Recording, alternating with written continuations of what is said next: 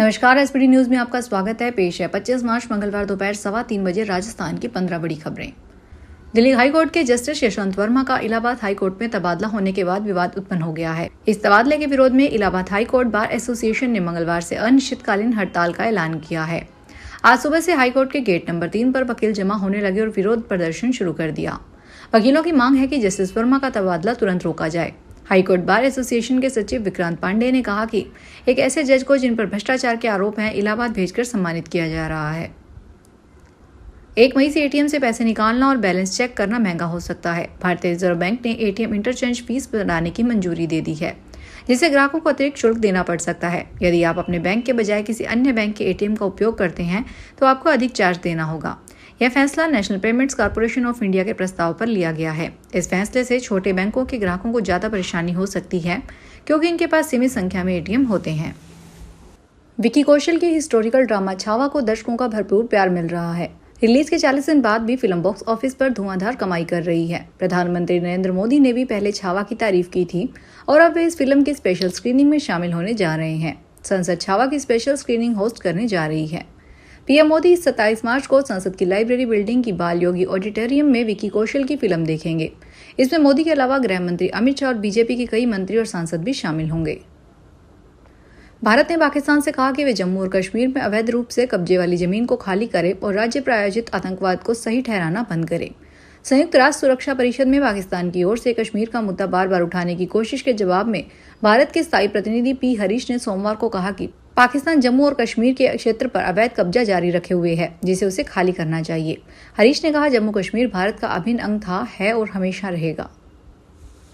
अगर आपने ट्रेन में रिजर्वेशन करवाया था लेकिन अब किसी कारणवश आपको यात्रा नहीं करनी है और आपके किसी रिश्तेदार को जाना है, तो भारतीय रेलवे में इस स्थिति में आपके नाम का कंफर्म टिकट आपके रिश्तेदार को ट्रांसफर किया जा सकता है। इसका मतलब है कि आपका टिकट उस रिश्तेदार के नाम पर ट्रांसफर हो जाएगा और वह आपकी सीट पर यात्रा कर सकते हैं।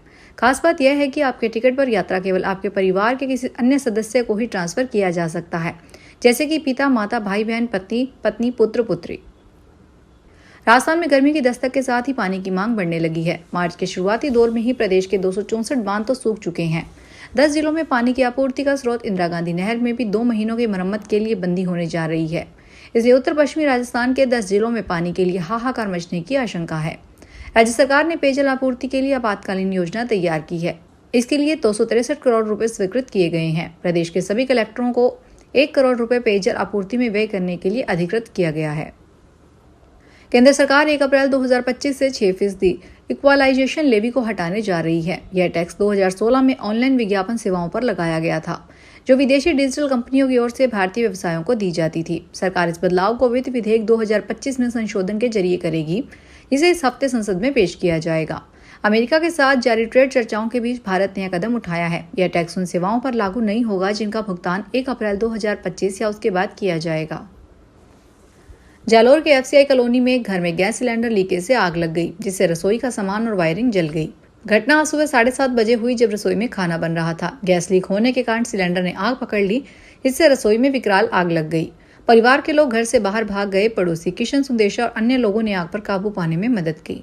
उन्होंने सिलेंडर को लोहे के सरिये से खींचकर गली में ले जाकर उस पर भीगी रजाई डाल दी। इसकी सूझबूझ से बड़ा हादसा टल गया। राजस्थान राज्य क्रीड़ा परिषद की ओर से राजस्थान में संचालित 22 खेल अकादमियों में प्रवेश प्रक्रिया शुरू कर दी गई है। यहाँ प्रवेश मिलने के बाद खिलाड़ियों के रहने, नाश्ता, भोजन, खेल टिकट, कोच व ट्रेनिंग की सुविधा निःशुल्क उपलब्ध करवाई जाएगी।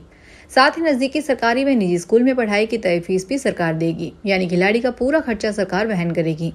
सभी अकादमियों के लिए चयन स्पर्धा सवाई मानसिंह स्टेडियम जयपुर में आयोजित की जाएगी। जयपुर में भी इसकी प्रक्रिया शुरू कर दी गई है। राजस्थान सरकार ई गवर्नेंस के विस्तार के लिए डिजिटल मिशन शुरू करने जा रही है। इसमें आर्टिफिशियल इंटेलिजेंस यानी एआई व मशीन लर्निंग पॉलिसी लागू होगी।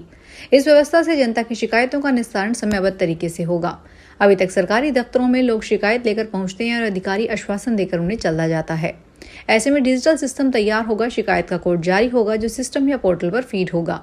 शिकायत हल करने में मियाद होगी। अलवर में इसकी कवायद शुरू हो गई है। सेना भर्ती के लिए 10 अप्रैल तक अभ्यर्थी आर्मी पोर्टल पर अपना पंजीकरण करवा सकते हैं।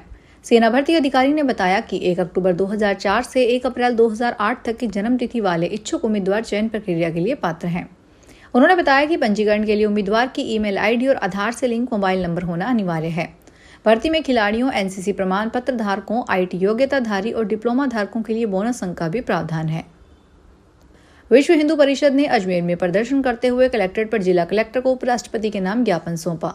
ज्ञापन में समाजवादी पार्टी के सांसद रामजीलाल सुमन द्वारा राष्ट्रीय गौरव महाराणा सांगा के विरुद्ध की गई अशोभनीय टिप्पणी पर कार्रवाई करने की मांग की। परिषद के अध्यक्ष अजीत अग्रवाल ने बताया कि सुमन की टिप्पणी ने न केवल जाति विशेष बल्कि पूरे देश के नागरिकों की भावनाओं को ठेस पहुंचाई है। महाराणा सांगा के योगदान की सराहना करते हुए अध्यक्ष ने कहा कि सपा सांसद ने जानबूझकर जातीय विद्वेष फैलाने का प्रयास किया, जिसे राष्ट्र के गौरव का अपमान मानते हुए उनकी राज्यसभा सदस्यता समाप्त करने की मांग की गई है। सवाई माधोपुर सहित राजस्थान के कई जिलों में गर्मी बढ़ने के साथ ही अब नींबू के भाव चढ़ने लगे हैं। पिछले एक पखवाड़े में नींबू का दाम 3 गुना बढ़ गए हैं। स्थिति यह है कि जिले में नींबू के भाव अनार, अंगूर और नारंगी से भी ज्यादा हो गए हैं। यहाँ बाजरिया सब्जी मंडी में इन दिनों 200 रुपए किलो की दर से नींबू बिक रहा है। उधर गर्मी के कारण नींबू की मांग बढ़ गई है और वर्तमान में बाहर शहरों से नींबू मंगाया जा रहा है। झुंझुनू के देरवाला क्षेत्र में हाई टेंशन लाइन के विरोध में ग्रामीणों ने एससी से ज्ञापन सौंपा। ग्रामीणों का कहना है कि 11,000 किलोवाट की एसटी लाइन मुख्य सड़क से पहाड़ी स्थित क्रशर तक लोगों के रास्ते और घरों के ऊपर से होकर गुजरती है, जो खतरे का कारण बन सकती है। उन्होंने बताया कि पोल सड़क सीमा से लगने में आवागमन बाधित हो रहा है और घरों की सुरक्षा को खतरा है। पहले भी अधिकारियों को अवगत कराने के बावजूद ठेकेदार ने आपत्तियों को नजरअंदाज किया। ग्रामीणों ने चेतावनी दी है कि अगर जल्द समाधान नहीं हुआ तो वे आंदोलन करेंगे। ज्ञापन देने वालों में ज्वाला प्रसाद, राजेंद्र अवाना, राजेश बेनीवाल, संदीप गिरधारी लाल, जगदीश, महेश, हर्षपाल, रणवीर, महेंद्र, श्रीराम, रोहितास, सुभाष, अनिल आदि शामिल थे। इस साल 30 साल से शुरू ग्रीष्म नवरात्रा व नव संवत्सर पर्व धर्म नगरी भीलवाड़ा के भक्तों को खास अनुभव करवाएगा। संकट मोचन हनुमान मंदिर के महंत बाबूगिरी जी महाराज की पहल पर हरिसेवा धाम में महामंडलेश्वर हंसाराम महाराज के सानिध्य में 5100 अखंड दीपकों का आयोजन होगा। इन दीपकों को 9 दिन तक जलाने में 800 टीन का तेल उपयोग होगा। मंदिर में 120 फीट लंबी गुफा में माता वैष्णो देवी का दरबार सजेगा। राष्ट्र में सुख, शांति और समृद्धि की कामना के साथ 25 पंडित दिन रात इन दीपकों की देखरेख करेंगे। हर जगह स्थानीय उत्पादन को प्रोत्साहन देने के लिए मिट्टी के दीपक और शुद्ध मूंगफली के तेल का उपयोग किया जाएगा। नवरात्र के आखिरी दिन 1100 कन्याओं का पूजन कर चुनरी ओढ़ाने का कार्यक्रम भी आयोजित किया जाएगा। फिलहाल इस बुलेटिन में इतना ही, फिर हाजिर होंगे बड़ी खबरों के साथ। अगर आप भी अपने आसपास की छोटी बड़ी और महत्वपूर्ण खबरों से अपडेट रहना चाहते हैं तो सब्सक्राइब कीजिए हमारे चैनल एसपीटी न्यूज को और प्रेस कीजिए बेल आइकन पर।